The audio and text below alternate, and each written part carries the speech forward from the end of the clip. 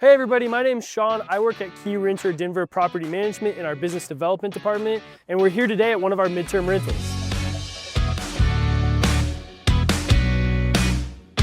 My name is Misty and I'm the midterm manager here at Keyrenter Denver.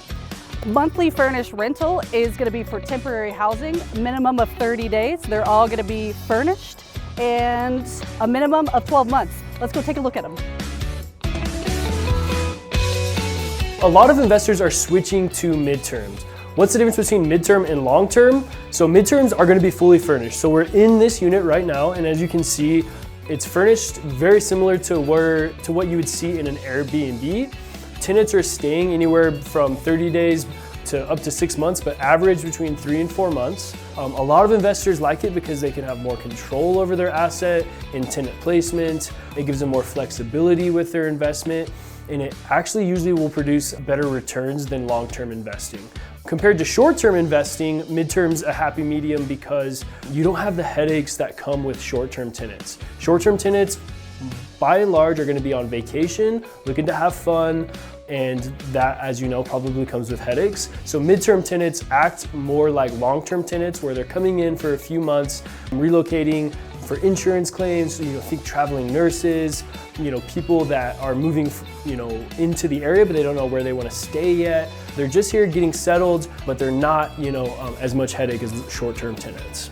The great thing about it is typically we see a lot more professionals coming into these rather than people who are willing to party or people that are going to plant roots.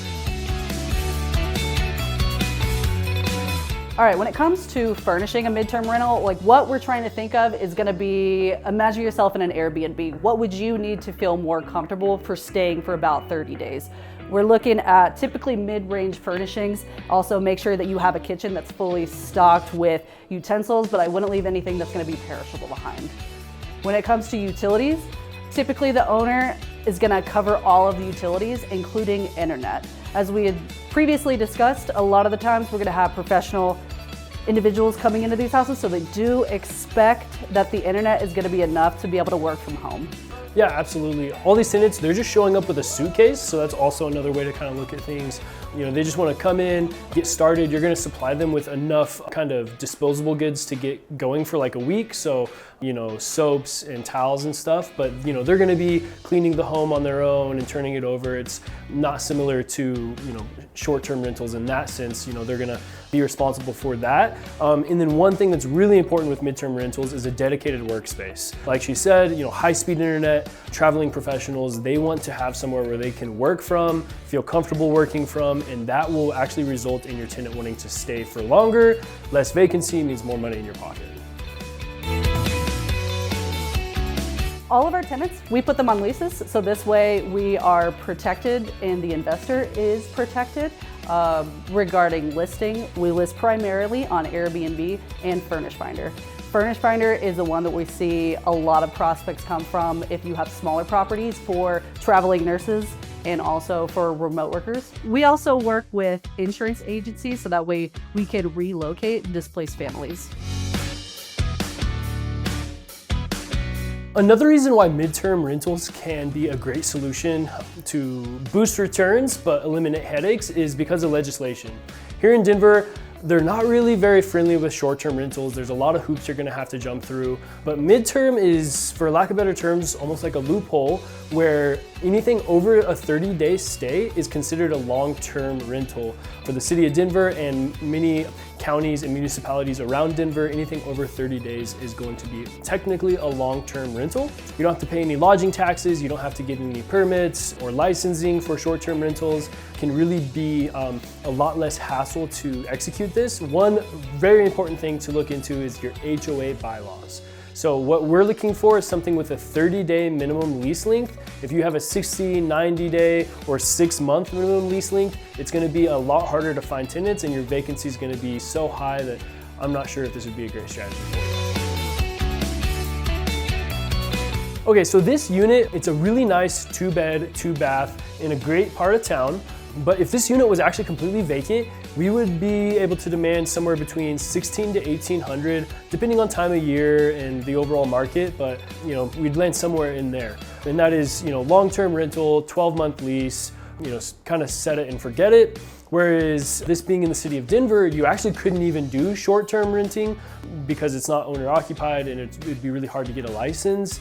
There are some short-term rentals, and this would probably do pretty well if you could get licensing. You know, like with anything, if you rent it by the night, you're gonna make the most. If you rent it by the month, you're gonna make, you know, it's that happy medium, why we call it midterm rentals. And then long term, you're gonna make the least, but also have the least amount of headaches. What do you think it would go for on the midterm market?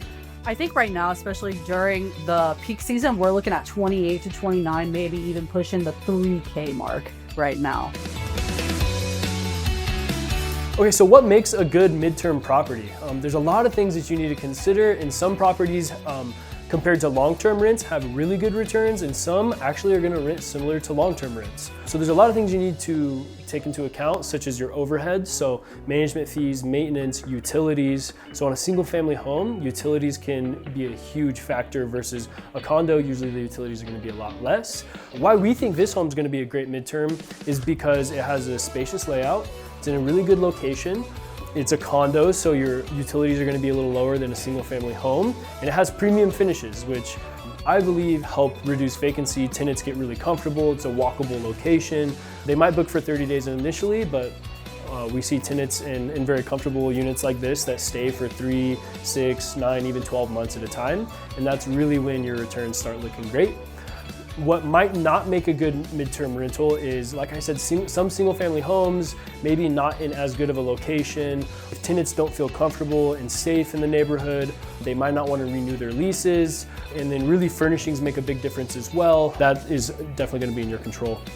I think it also really comes down to the prospects that you're marketing to. Yeah. If you're looking to work with just insurance agencies, you might want to start with a little bit bigger homes that are in the suburbs. If you're really marketing towards remote workers or traveling nurses, typically you're going to want to have something downtown and a little bit smaller. And always keep in mind that people like to travel with their pets.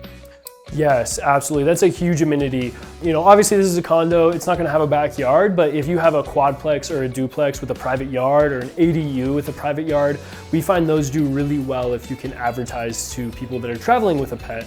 You know, and we also see with condos, especially in a soft rental market like today, the spread between like a studio, 1 bed or 2 bed, you know, transitioning to a midterm makes a lot of sense. Whereas single family homes just quite, you know, honestly haven't been impacted as much by the rental market. So the spread might not be as lucrative to switch that to a midterm rental, along with higher furnishing costs to furnish a 5-bedroom home, things like that. Not to be said, we have some single family homes that crush it on the midterm market.